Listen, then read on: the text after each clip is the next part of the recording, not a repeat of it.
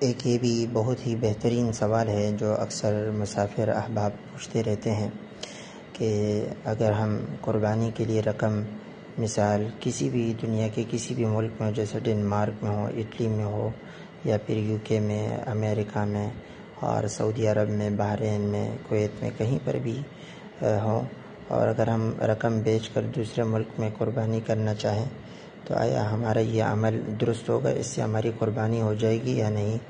اگر ہوگی تو اس کا طریقہ کار کیا ہوگا؟ تو ایسی قربانی تو ہو جائے گی، اس میں کوئی مذائقہ نہیں ہے۔ البتہ یہ بات یاد رکھیے، جس آدمی پر قربانی واجب ہے اگر وہ قربانی کے لیے رقم کسی اور ملک میں بیچ دے اور کسی کو قربانی کے لیے کہہ دے تو اس طرح رقم بیچ کر دوسرے ممالک میں قربانی کرنا درست ہے۔ شرعاً اس میں کوئی قباحت نہیں ہے، کوئی مذائقہ نہیں۔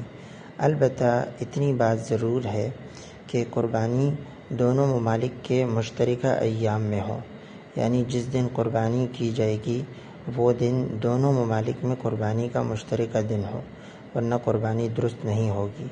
مثال کے طور پر آپ یہ بھی سمجھ لیجئے، جیسے سعودی عرب میں پاکستان کے حساب سے ایک دن پہلے قربانی شروع ہوتی ہے اور پاکستان میں سعودی عرب سے ایک دن بعد، تو سعودی عرب میں رہنے والے آدمی کی قربانی پاکستان میں پہلے اور دوسرے دن کرنا صحیح ہوگا، تیسرے دن نہیں۔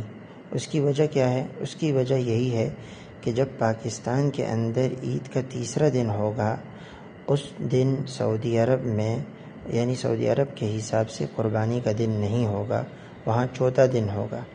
اسی طرح اگر پاکستان میں رہنے والے آدمی کی قربانی سعودی عرب میں کی جا رہی ہے تو سعودی عرب کے پہلے دن میں پاکستانی آدمی جو ہے اس کی قربانی صحیح نہیں ہوگی۔